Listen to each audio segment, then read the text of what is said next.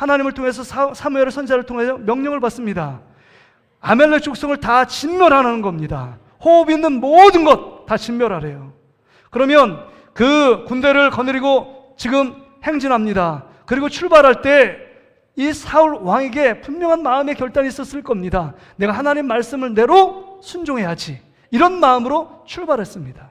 그런데 이런 마음으로 출발했지만 그들의 삶의 현실을 보니까 살찐 소도 있고 양도 있고, 그 다음에 전리품 들어오고, 그 다음에 아말렉 아가 왕을 잡아서 떵떵거리며 내가 이 많은 일들을 해냈다는 것 과시하고 자랑시키고 싶은 욕망이 스물스물 올라옵니다.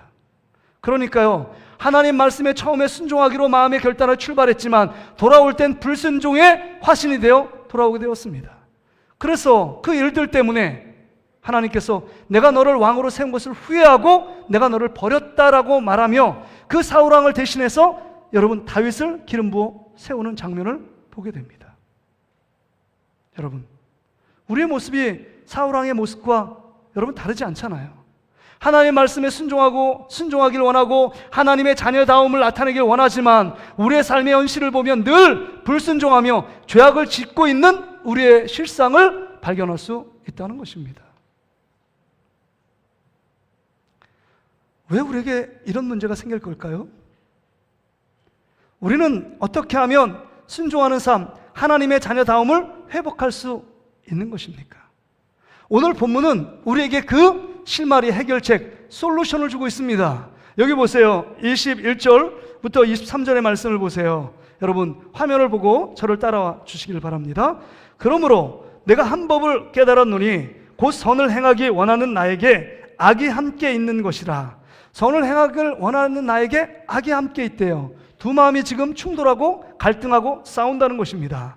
22절에도 보세요. 내 속사람으로는 하나님의 법을 즐거워하되, 내 속사람, 내 마음의 법은 하나님의 법을 즐거워한대요. 그 법대로 지킬 마음의 준비도 되어 있습니다. 그런데 23절에 보세요. 같이 한번 읽어볼까요? 시작. 내 지체 속에서 한 다른 법이 내 마음의 법과 싸워 내 지체 속에 있는 죄의 법으로 나를 사로잡는 것을 보는도다. 지금 한 지체, 마음으로는 하나님의 법을 따르길 원하고 내 육체, 육신으로는 죄의 법을 따르길 원한대요. 다른 성경에 보니까 죄의 법, 죄의 종로로 타길 원한다, 이렇게 표현되어 있습니다. 그러니까 우리 안에 한 사람인데 두 마음이 왔다 갔다 한다는 것입니다. 근데 왔다 갔다 하는데 하나님의 법, 하나님의 말씀, 이 율법의 말씀, 하나님의 생명의 말씀, 우리를 사랑해 주신 말씀을 따라 순종하기보다는 죄의 법인, 이 죄의 법인 사단이 유혹 가운데 넘어져 늘 하나님이 기뻐하지 않는 죄의 법 안으로 우리가 사로잡혀 그 법 안에 갇혀 있다라고 기록하고 있는 겁니다. 그렇다면 여러분, 오늘 이 본문의 말씀을 통해서 이제 이 두 법과의 싸움 속에서 어떻게 하면 불순종의 자리를 떠나서 하나님의 순종의 자리, 하나님이 기뻐하시는 그 자리로 나갈 수 있을까 하는 것입니다. 정말 오늘 말씀을 듣고 이제는 하나님 말씀에 순종하는 하나님의 자녀다움을 회복하는 저와 여러분 되시기를 주의 이름으로 축복합니다. 그 비결은요, 세 가지 비결을 지금 주고 있는데 그 해결책이 뭐냐? 첫째는요, 24절에 기록되어 있습니다. 24절 보세요. 같이 한번 읽어보겠습니다. 시작. 오라, 나는 곤고한 사람이로다. 이 사망의 몸에서 누가 나를 건져내랴. 지금 사도 바울이 얘기하는 것입니다. 이 대사도이고 어마어마한 일들을 행했고 그 다음에 수많은 사람을 예수께로 인도했던 이 사도였던 사도 바울이 23절에 아까 읽었던 것처럼 내 법에 두 법이 싸우는데 죄의 법으로 나를 사로잡아 지금 늘 죄악을 지으며 하나님 말씀에 불순종하는 나의 모습을 발견한다. 이 모습 가운데 나는 어떤 사람이냐? 그러기에 24절에 오라, 나는 공고한 사람이다. 왜냐하면 마음으로는 하나님의 법을 지키고 말씀에 순종하길 원하지만 실제적으로 말씀에 불순종하고 있는 나의 모습을 보며 나 곤고한 사람이다. 다른 성경 해석에 보면 나는 비참한 사람이다, 이렇게 고백하고 있습니다. 왜 이렇게 비참한 사람이라고 사도 바울이 고백하고 있을까요? 여러분, 이 사망의 몸에서 누가 나를 건져내랴. 여러분, 우리가 죄악 가운데 지면 이 사망, 영원한 사망으로 여러분 들어가는 존재이기 때문에 그렇습니다. 내가 그 죄악 가운데 하나님의 법을 원하지만, 말씀을 지키길 원하지만 순종하지 않고 불순종의 길을 걸어가고 있는 나의 모습을 보며 이 사망의 몸에서 누가 나를 건져내랴, 영원한 지옥을 향해 달려가고 있는 나의 모습을 누가 나에게 멈췄으며 이 갇힌 감옥 속에서, 죄의 법 아래 갇힌 감옥 속에서 누가 나를 해방시킬 수 있는가 하는 것을 지금 사도 바울이 경험적으로 고백하고 있는 것입니다. 근데 여러분, 이 경험적으로 고백하는 이 고백 속에 지금 다윗의 탄식이 들어있어요. 그래서 여러분, 우리가 하나님 말씀에 순종하기 원하면 먼저는 우리가 죄 짓고 있는 나의 모습을 보며 하나님 앞에서 탄식해야 합니다. 하나님 앞에서 탄식해야 돼요. 탄식이라는 것은 절망적인 상황과 환경 속에서 여러분 절규하는 것입니다. 나는 하나님 말씀대로 살고 싶은데 또 죄 짓고 있는 나의 모습을 보며 그것 때문에 울부짖으며 통회하고 자복하며 하나님의 도우심을 청하며 하나님 앞에 회개하는 것입니다. 나는 죄 짓길 원치 않고 하나님 앞에 거룩한 삶을 살고 있는데 또 죄 짓고 있는 나의 모습을 보며 나 자신을 실망하고 절망하며 낙심 가운데 있는 나의 모습을 보며 오직 하나님만 바라봅니다. 하나님만 나를 도울 수 있습니다 라고 탄식하며 절규하는 것, 이게 지금 사도 바울의 모습입니다. 우리가 하나님 말씀대로 다 살기를 원하잖아요. 누가 하나님 말씀대로 살기 원치 않는 사람이 있을까요? 출발은 다 하나님 말씀대로 살기를 원합니다. 그런데 내 마음의 원과 상관없이 우리의 삶은 늘 죄악 가운데 불순종의 길을 걸어가는 이유가 뭘까요? 우리 안에 있는 죄가 역사하기 때문입니다. 죄를 인격화하면 사단이에요. 악한 마귀들입니다. 누가 여러분 이 자연인 육신을 갖고 있는 우리들이 사단과 싸워서 이길 수 있는 사람이 있을까요? 없어요. 인류의 대표자인 아담도 무너졌습니다. 진자는 이긴 자의 종이 될 수밖에 없어요. 그래서 아담 이후의 모든 사람은 죄의 종로로 타는 수밖에 없는 것입니다. 죄의 법 아래 갇혀 있는 것입니다. 여러분, 우리 마음에 선을 행하기를 원하고 하나님 앞에 봉사하고 하나님 정말 다른 사람을 더 사랑하기 원하는 마음이 있는데 어느 곳에 내 마음이 들어와서 다른 사람을 더 사랑해야 되는데 미움의 마음이 들고 시기의 마음이 들고 봉사하는 원하는 마음이 아니라 늘 원망과 불평하는 마음이 들게 되는 것, 이게 왜 그럴까요?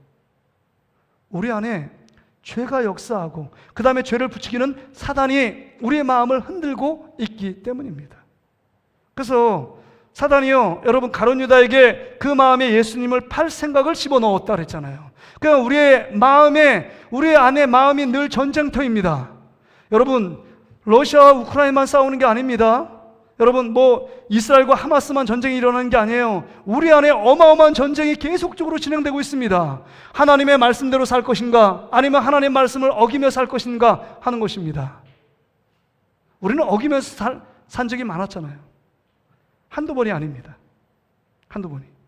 늘 말씀에 불순종하며 살았던 모습. 근데 하나님 말씀에 불순종해 살았을 때 그 말씀에 불순종했는데 그 말씀 안에 여러분 쾌락을 느끼고 그 다음에 쾌감을 느끼고 그 안에 기쁨이 됐다면 여러분 우리 안에 문제가 있는 것입니다. 영적으로.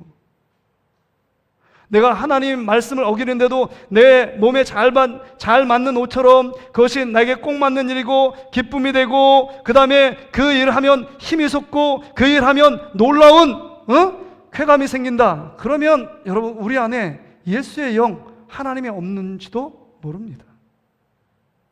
그러기에 여러분 우리가 이 두 싸움 속에서 있을 때 정말 죄를 이기기 위해 늘 몸부림치며 애쓰고 수고하고 내가 하나님 앞에 회개하며 나아갔음에도 불구하고 또 죄 짓고 있는 우리의 모습들을 보며 우리가 할 수 있는 일은 하나님께 두 손 두 발 들며 탄식하는 것입니다. 하나님, 제 힘으로, 제 능력으로, 제 노력으로 죄를 이길 수 없습니다. 주님밖에는 이 문제 해결할 수 없습니다 라고 절규하며 하나님을 외쳐 불러야 합니다.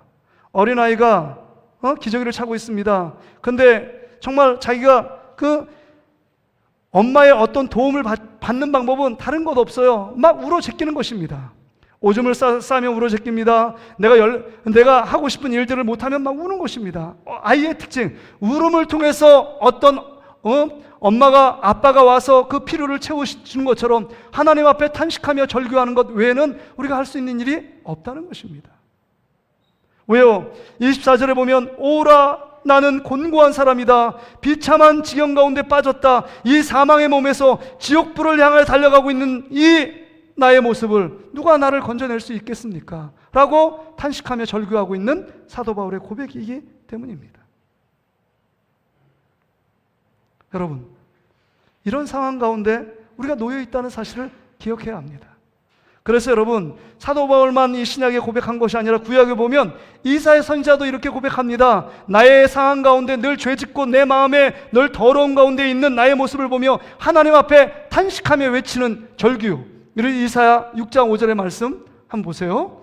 이사야 6장 5절 같이 한번 읽어보겠습니다. 시작. 그때 내가 말하되 화로다 나여 망하게 되었도다. 나의 입술이 부정한 사람이요 나는 입술이 부정한 백성 중에 거주하면서 만군의 여호와이신 왕을 배웠음이로다 하였더라. 지금 이사야 상황이 지금 민족의 운명이 풍전등화 같습니다. 이방 민족의 침입이 즉 곧 일어날 상황이에요. 그래서 위기를 감지하고 성전에 들어가 하나님께 기도하기를 간구합니다.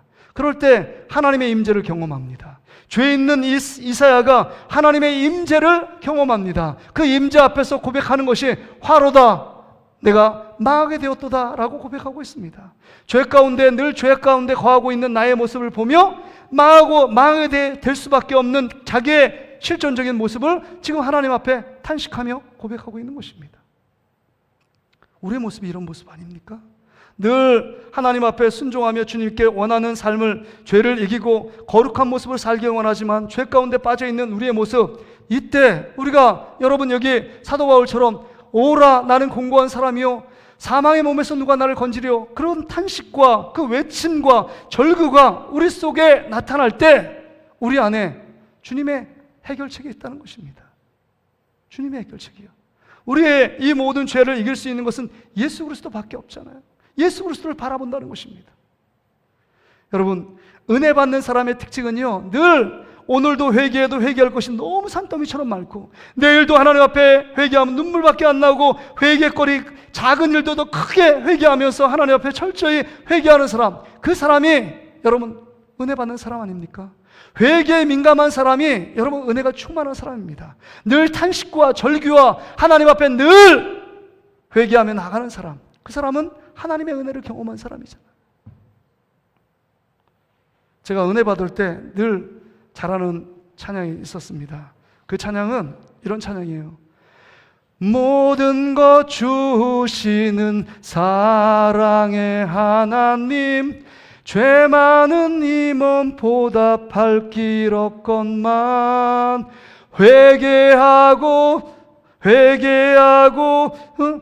회개하고 돌아서면 도죄 짓는 이 인생 그저 눈물만 흘릴 뿐이라. 여러분, 회개하고 돌아서면 또 죄져요. 제가 하나님 앞에 그렇게 눈물을 흘리면서 회개했는데 또 같은 죄악들을 짓고 있는 나의 모습을 보며 정말 절망이 되더라고요. 이 절망적인 상황, 이게 탄식 아닙니까? 하나님 앞에서 탄식. 그래서 믿음의 사람들은, 죄 짓고 있는 믿음의 사람들은 늘 하나님 앞에 탄식하며 절망하며 절규합니다. 오라 나는 공고한 사람이다. 내 이 죄를 짓고 있는 나의 모습을 보며 난 비참한 상황 가운데 빠졌다. 누가 이 사망의 몸에서 누가 나를 건져내랴? 누가 건질 수 있는가 하는 것입니다. 여러분, 다윗도요 밧세바를 범하고 여러분 우리아를 죽였습니다. 그가 강간죄와 살인죄를 저질렀어요. 다윗이요. 여러분, 극악무도한 죄인이 아닙니까? 그럴 때 나단 선지자가 정말 신랄같이 칼날같이 그 죄를 지적할 때 회개하고 통회하고 자복합니다. 그리고 시편 51편에 탄식하며 기록한 것이 시편 51편 말씀 아닙니까? 거기 5절에 보면 내가 죄악 중에 출생했고 내가 나의 모든 일들은 죄악 가운데 잉태되었다라고 고백하고 있습니다. 죄악가에 갇혀서 살고 있는 다윗의 모습의 절규, 탄식의 내용이 기록되어 있는 것입니다. 그렇습니다. 우리도 다윗처럼, 우리도 사도 바울처럼, 우리도 작은 죄악도 하나님 앞에 탄식하며 절규하며 하나님께 기도로 나아가는 여러분 되시기를 주의 이름으로 축복합니다. 그 기도와 탄식과 절규는 그 기도와 탄식으로 끝나지 않습니다. 여러분, 두 번째 우리가 생각할 것은 여기 보세요. 25절 말씀을 보세요. 25절, 우리 주 예수 그리스도로 말미암아 하나님께 감사하리로다. 여러분, 그렇게 탄식하며 절규할 때 두 번째 우리가 하나님 앞에 순종하며 살 수 있는 비결은 여러분 예수 그리스도 그분의 십자가를 바라보며 감사하는 것입니다. 예수 그리스도의 십자가를 바라보며 감사할 때 이젠 불순종에서 순종의 삶으로 나갈 수 있게끔 만들어 주십니다. 여러분, 예수 그리스도의 십자가가 어떤 능력입니까? 우리의 모든 죄악들, 우리의 인간음을 해결할 수 없는 모든 죄악의 문제를 예수님이 십자가에 대신해 주셔서 살과 피를 흘림으로 우리에게 자유함과 구원함과 우리에게 영원한 생명을 주신 사건 아닙니까? 최고의 사건이고 유일한 사건입니다. 누구도 대신할 수 없는 사건입니다. 예수 그리스도의 십자가를 믿는 모든 자 안에 결코 정죄함이 없습니다. 로마서 8장 1절에 그걸 얘기합니다. 예수 그리스도를 믿는 자 안에 우리가 이젠 죄가 우리를 어떻게 할 수 없다는 것입니다. 우리의 죄가 지옥으로 우리를 끌고 갈 수 없다는 것입니다. 결론적으로 예수 그리스도를 믿는 자 안에는 그 믿음으로 말미암아 우리를 회개시키고 다시금 탄식함을 통하여 예수 그리스도를 바라보게 만들고 예수 그리스도를 따라가고 만들고 예수 그리스도의 십자가 은혜와 사랑을 힘입어 살도록 만들어 주신다는 겁니다. 그러기에 여러분, 주님의 십자가는 우리를 살린 십자가고 우리를 새롭게 한 십자가고 우리에게 영생을 준 십자가입니다. 그런데 여러분, 그 십자가가 또 다른 의미가 있다는 것 아시죠? 그 십자가를 보면서 우리가 새 생명의 탄생의 주님의 십자가를 믿음으로 예수 그리스도를 믿음으로 부활과 영생의 축복을 받았지만 우리가 거룩하게 살고 순종하며 주님 앞에 주님을 닮아가는 삶도 주님의 십자가를 통해 이루어진 것입니다. 그래서 여러분, 주님의 십자가를 바라보면 예수님이 철철 피 흘리시는 그 장면이 떠오른다면 우리가 함부로 죄를 지을 수 없습니다. 여러분, 그래서 주님의 십자가를 바라볼 때 우리 안에 있는 죄의 유혹들, 죄의 욕망들, 죄의 소욕들이 자꾸 일어나서 우리를 죄 가운데 끌고 가려고 할 때마다 주님의 십자가를 묵상해야 합니다. 그래서 갈라디아 5장 24절에 이렇게 말씀하고 있는 것 아니에요? 우리 같이 한번 읽어볼까요? 시작! 그리스도 예수의 사람들은 육체와 함께 그 정욕과 탐심을 십자가에 못 박았느니라. 그리스도 예수의 사람은 그 육체와 함께 그 정욕과 탐심을 십자가에 못 박았습니다. 그러니까 예수님이 십자가에 죽으실 때 우리 안에 있는 여러 가지 정욕, 탐심들, 우리 안에 죄의 유혹으로 죄를 짓게 만들고 불순종하게 만드는 모든 것들은 주님의 십자가 앞에 죽은 것입니다.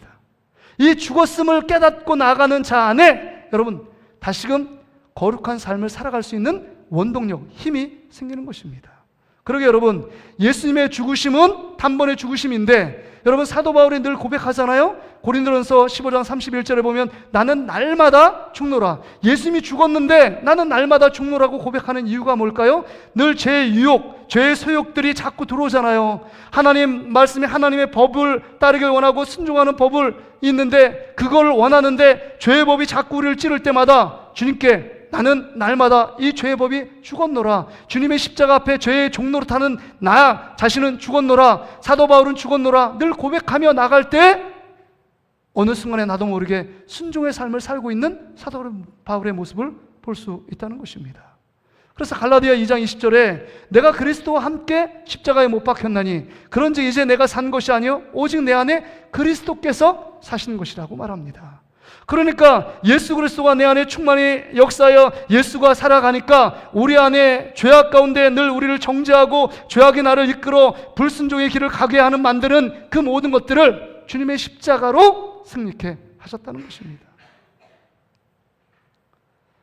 1517년 종교개혁을 일으켰던 마틴 루터가 있습니다.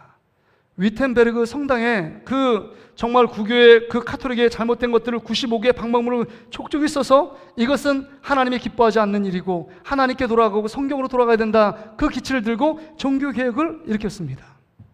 근데 어느 날 그 종교개혁의 기치를 높이 들고 열심히 그 캐톨릭과 싸우고 있는 이 마틴 루터가 어느 하루 깊은 잠을 잤는데 꿈을 꾸게 됩니다. 그 꿈이 사단이요, 자기가 태어나서부터 기억난 모든 죄를 두루마리에 적고 그걸 써내려가는 겁니다. 쓰면서 얘기하고 있어요. 네가 이런 죄를 지었다, 이런 죄를 지었다, 이런 죄를 지었다. 계속적으로 죄 지은 모든 목록을 얘기하면서 지금 마틴 루터 잠에 잠취해 있는 마틴 루터를 정죄하고 있는 겁니다. 근데 그것을 듣고 있어요, 꿈속에서. 그래서 마틴 루터가 꿈속에서 외쳤다고 하는 거예요. 자, 사단아, 그 마지막 문구에 이렇게 써내려라. 나는 예수 그리스도의 십자가 보혈의 피로 정결케 되었다. 나는 예수 그리스도의 십자가 피로 정결케 되었다. 그렇게 쓰라고 명령을 합니다. 그리고 한마디 더 붙입니다. 로마서 8장 1절의 말씀. 그러므로 이제 그리스도 예수 안에 있는 자는 결코 정죄함이 없다. 예수 그리스도 안에 있는 자는 결코 정죄함이 없다. 그 다음에 그 옆에 있는 잉크를 들어서 사단의 형상의 모습을 확 던지니까 사단이 떠나갔다. 그게 간증입니다. 여러분, 우린 예수 그리스도를 믿음으로 말미암아 우리 안에 결코 정죄함이 없습니다. 뿐만 아니라 우리 안에 계속적으로 우리를 위협하는 이 죄의 법으로 우리를 유혹하는 이 두 가지 싸움 속에서 예수 그리스도의 십자가를 바라보면 그 예수 그리스도 안에 우리 주님 안에 생명이 있고 주님 안에 능력이 있음을 깨닫는다면 여러분, 그 주님의 십자가를 바라보면서 내 안에 드는 많은 생각들, 죄의 유혹들, 육신의 정욕들을 끊어낼 수 있다는 것입니다. 그러게 여러분, 우리는 날마다 예수 그리스도를 바라보아야 합니다. 그래서 오늘 이야기하잖아요. 25절에 우리 주 예수 그리스도로 말미암아 우리가 이길 수 있는 힘, 두 싸움에서 이길 수 있는 힘은 오직 우리를 구원하신 예수 그리스도의 십자가, 그 십자가의 주님을 바라보라고 말하는 것입니다. 그래서 히브리서 11장 2절에 이렇게 말하고 있는 것 아닙니까? 히브리서 11장 2절 한번 보여주시기 바랍니다. 우리 같이 한번 읽어볼까요? 시작! 믿음의 주여 또 온전케 하신 이인 예수를 바라보자. 그는 그 앞에 있는 기쁨을 위하여 십자가를 참으사 부끄러움을 개의치 아니하시더니 하나님 보좌 우편에 앉으셨느니라. 그렇습니다. 예수 그리스도를 바라보는 것입니다. 예수 그리스도를 바라본다는 것은 여러분, 예수 그리스도를 집중해 생각한다는 것입니다.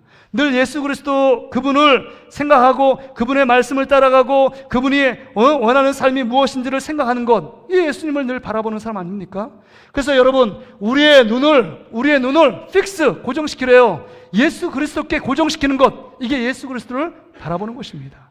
우리의 눈과 우리의 마음을 우리 예수님께 고정시키는 것입니다. 나의 죄를 위해서 십자가에 피 흘려 돌아가신 예수 그리스도, 나를 위해 3일 만에 부활하신 예수 그리스도가 우리와 함께 하심을 바라보고 우리 안에 죄의 욕망, 육신의 욕망, 죄의 소욕들이 자꾸 살아날 때마다 여러분, 그 모든 것은 주님의 십자가 앞에 죽었다는 사실을 기억하고 외치고 선포하는 것입니다.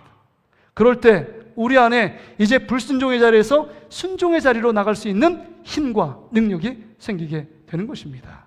마지막으로 오늘 본문의 말씀을 통해서 다시 한번 생각하는 것은 이제 불순종의 자리에서 이제 순종의 자리에 나가기 위해서는 여러분, 로마서 8장 1절 2절의 말씀을 기억해야 합니다. 우리 화면을 띄워주시고 같이 한번 읽어볼까요? 로마서 8장 1절 2절 같이 읽습니다. 시작! 그러므로 이제 그리스도 예수 안에 있는 자에게는 결코 정죄함이 없나니 이는 그리스도 예수 안에 있는 생명의 성령의 법이 죄와 사망의 법에서 너를 해방하였습니다. 여러분, 우리를 늘 육신의 정욕과 그다음 안목의 정욕, 이생의 자랑 가운데 빠지도록 만드는 이 죄성, 그 다음에 죄의 소욕들을, 이것은 뭐냐? 죄와 사망의 굴레예요. 근데 이제 죄와 사망의 권세, 그 법에서 이제는 생명과 성령의 법이 우리를 이끌어 가신다는 겁니다. 그러게 여러분, 이제 늘 죄를 짓는 나의 모습 보며 탄식했어요? 이젠 목표 지점인 예수 그리스도, 우리의 구원이요 생명 되시는 예수 그리스도를 바라봤어요? 이제 말씀대로 살기 위해서 우리 안에 여러분 성령을 의지하는 것입니다. 성령을 붙들고 성령이 나를 이끌어가면 이제는 불순종에서 순종의 삶이 펼쳐지게 되는 것입니다. 여러분, 평양 부흥운동을 이끄는 길선 장로님도 계셨는데 거기에 여러분 정말 깡패였던 김익두 목사님이 계셨어요. 평양신학교 1회 졸업생이고 1910년도에 이제 목사 안수를 받아서 어마어마한 일을 하지 않습니까? 근데 어마어마한 깡패가 어느 정도 어마어마한 깡패냐면 정말 김내놔 이렇게 별명이에요. 그냥 넣으면 김익두가 가면 갖고 있는 거 다 내놔야 합니다. 맞기 전에. 그 김내놔예요. 김내놔 별명이. 그러니까 성황당에다 그때 예수 안 믿는 사람들이 많으니까 큰 성황당 앞에다가 기도를 해요. 오늘은 김익두 제발 만나지 않게 해달라고 막 기도할 정도로 그렇게 김익두가 어마어마한 존재였습니다. 악한 쪽으로. 근데요, 김익두가 어떻게 예수를 믿게 됐냐면 시내에 딱 나갔는데 서양 그 선교사님이, 여자 선교사님이 전도지를 주는 거예요. 근데 전도지를 딱 받고 이거 뭐야? 그래서 확 코를 풀어서 던졌습니다. 그러니까 이 서양 그 여선교사님이 자, 이거 코 풀면, 이 전도지로 코 풀면 코가 썩습니다. 이렇게 얘기하니까 좀 마음이 기분이 안 좋았는지 그거 푼 거를 주머니에 넣고 그냥 유유히 사라지고, 야, 내가 서양 귀신 믿을 것 같아? 안 믿어. 그리고 집에 가가지고 그냥 있었어요. 근데 주머니에 뭐가 있는데 그게 전도지가 있는 겁니다. 근데 마음이 자꾸 움직여요. 그래서 그 전도지를 읽고 그 다음에 이제 교회에 나와서 이때 예수 그리스도를 만나고 그 다음에 주님이 계시다는 것을 깨닫게 됩니다. 그가 고백하는 것이 이것이었어요. 그 다음에 이제 예수 그리스도를 믿고 내가 2달이 지났는데 이렇게 고백합니다. 김익두 목사님이. 내가 예수 그리스도를 믿은 지 2달이 지나서 내가 확신하는데 내가 성령을 받았고 성령을 받음으로 말미암아 내가 좋아하던 모든 것들을 다 버리고 하나님이 기뻐하시는 삶을 살게 되었다. 이제 이웃을 더 사랑하고 내가 이제 전도자로서의 삶을 살겠다라고 내 자신이 고백하게 됐다. 이게 편지글에 나옵니다. 여러분, 성령이 받으면 이런 깡패도 변화되는 것입니다. 성령이 너희에게 임하시면 너희가 권능을 받는다 그랬습니다. 권능은 파워예요. 우리가 할 수 없는 일들을 행하게 하시는 분이 성령의 역사입니다. 그래서 예수님 뭐라고 말씀하십니까? 내가 감람산에서 500의 형제들 앞에서 얘기합니다. 내가 너에게 말한다. 너는 예루살렘을 떠나지 말고 내가 약속한 보혜사 성령이 임할 때까지 그 보혜사 성령을 기다리라 라고 말씀합니다. 왜 성령을 기다려야 될까요? 예수님이 33년의 이 생활을 살아보다 보니까 정말 인간의 힘, 인간의 육체를 갖고 살아간다는 건 너무 힘든 일이에요. 사단의 악한 역사를 이길 수 있는 힘이 없습니다. 그러기에 내가 보혜사 성령이 너에게 임하면 너희가 권능을 받고 예루살렘과 온 유다와 사마리아 땅까지 이르러 복음의 증인된 삶을 살 수 있다라고 말씀하고 있습니다. 그래서 380명은 떠나갔지만 그 말씀에 순종했던 120문도가 마가다락방에 모여서 전심으로 오직 기도함으로 간구할 때 각 사람에게 성령의 충만함이 임했습니다. 성령의 충만함 임한 이후에 여러분 제자들의 모습이 얼마나 달라졌어요? 예수 믿는 것 때문에 죽을 것 같고 예수 믿는 것 때문에 핍박당할 때 예수님을 버리고 숨었고 도망가고 저주했던 그 사람들이 이제 성령을 경험하고 나서 이제는 예수 그리스도의 십자가의 죽으심과 부활하심을 담대히 전하는데 거기 앞에 예수님을 죽였던 대상들과 서기관들이 다 질비하게 서 있는데 예수님과 함께 고난받는 것을 합당한 자로 여기는 것을 기뻐했다라고 고백하고 있습니다. 이제 고난받는 것을 더 기뻐해요. 죽는 것을 더 기뻐합니다. 왜요? 성령을 받으니까요. 그 삶에 세상적인 욕구가 이제 하나님 나라 욕구로 바뀝니다. 이제 하나님이 기뻐하시는 삶을 살아가기를 결단합니다. 예수님을 위해 고난받기를 결단하는 사람이 무슨 죄 짓는데 기쁨이 있겠습니까? 성령을 경험하니까 이런 사람은 변화됩니다. 성령 충만하니까 삶이 이제는 불순종의 자리에서 순종의 자리로 나갑니다. 이제 탄식의 자리에서 기쁨과 찬양의 자리로 나갑니다. 사망의 자리에서 이제 생명의 자리로 나갈 수 있도록 우리 성령님께서 우리를 이끌어 가십니다. 그러기에 우리는 이 시대 속에 정말 성령 하나님을 의지하며 나아갈 때 이제 불순종의 자리에서 순종의 자리로 나아가고 순종을 통해서 하나님의 자녀의 기쁨, 그 감사들을 넘치게 주님 앞에 올려드릴 수 있다는 것입니다. 바라기는 우리 모든 사랑하는 성도들에게 성령이 충만한 역사들이 나타나기를 주의 이름으로 축복합니다. 그래서 여러분 우리가 지금 온가족 예배를 드리며 우리 유초등부 아이들과 중고등부 아이들이 드리는데 뭐 때로는 유초등부 아이들을 생각하면 목사님 이런 얘기를 하시는 분이 있어요. 유초등부 아이들이 어떻게 그 말씀을 알아듣습니까? 떠들고 장난치는 게 당연하죠. 이렇게 말씀하시는 분이 있는데 절대 당연하지 않습니다. 아이들도 영혼이 있어요. 하나님 말씀이 들어가고 성령이 임하면 아이들이 변화되는 겁니다. 여러분은 지금 이 아이들은 뭐 말씀에 집중이 안 돼서 뭐 애들하고 옆에 하고 장난치고 떠들고 막 그러지만 여러분은 가만히 예배 듣고 있지만 여러분 속에 하나님의 영이 없으면 그 말씀을 듣고 있지만 딴 생각하고 있잖아요. 딴 거 생각하고 있어요. 설교 끝나봐라. 그 다음에 내가 뭐 할 거, 내가 밥 먹고 어디 가고 이 생각하고 있어요. 고상하게 우리는 죄를 짓고 있어요. 근데 얘는 그냥 순수하게 반응하고 있습니다. 저는 날마다 기도하는 게 있어요. 우리 유초등부 유치부터 하나님의 영이 임하면 한 사람이 변화되면 한 영혼이 바로 세워지면 그 영혼들이 하나님의 말씀을 따라갈 것이고 그 사람의 본을 따라 사람들이 변화될 것이다. 우리 10년 동안 제가 이제 금요 성령 집회 늘 하는데 늘 같은 기도에 첫째는 금요 기도에 전한 말씀 첫 번째 말씀합니다. 두 번째는 늘 성령의 충만함이에요. 이건 뭐 떠나지 않는 기도 제목이 왜 그럴까요? 우리가 육신적으로 30년, 50년, 60년, 70년 신앙생활도 이건 헛사는 것입니다. 성령의 충만함, 성령이 여러분을 이끌어 가고 있다는 것을 깨닫지 못하면, 우리 안에 예수 그리스도를 믿으면 내 안에 성령이 내주하십니다. 성령이 임하세요. 근데 성령이 우리와 함께 하신다는 걸 인정해 드리지 않고 환영해 드리지 않고 성령과 함께 동행하고 성령을 기대하는 마음이 없으면 성령이 역사하지 않아요. 그러기에 여러분, 보이지 않는 우리 안에 성령이 우리와 함께 하시며 우리를 통해 일하기를 기뻐하시는 그 주님을 깨닫고 우리 안에 있는 죄악들을 끊고 하나님께 탄식하며 회개하는 자에게 예수의 영인 성령이 여러분 힘있게 우리 안에 역사할 수 있다는 것입니다. 그럴 때 우리 삶의 변화가 있는 거잖아요. 우리 삶에 내가 거룩하게 살고 싶지 않아도 거룩하게 살게 되고, 하나님께 기도하고 싶지 않아도 기도하게 되는 삶이 살고, 복음을 전하고 싶지 않아도 그 마음에 뜨거운 영혼들을 사랑하는 뜨거운 마음이 생겨 여러분 복음을 전하게 되는 것입니다. 그러게 여러분, 오늘 내가 나를 이끌어 신앙생활하고 있는가, 성령이 나를 이끌고 가고 있는가, 여러분 자신을 여러분 점검해야 돼요. 바라기는 우리 말씀을 듣고 있는 우리 모든 성도들이 성령이 이끄시는 삶을 살아가기를 주의 이름으로 축복합니다. 성령의 충만함을 통해서 여러분 이제는 불순종의 자리에서 순종의 자리로 나아가고, 늘 죄악 가운데 패배했던 자리가 하나님의 은혜로 말미암아 나도 모르게 왜 하나님 말씀대로 순종하고 있지? 내가 왜 이렇게 살고 있지?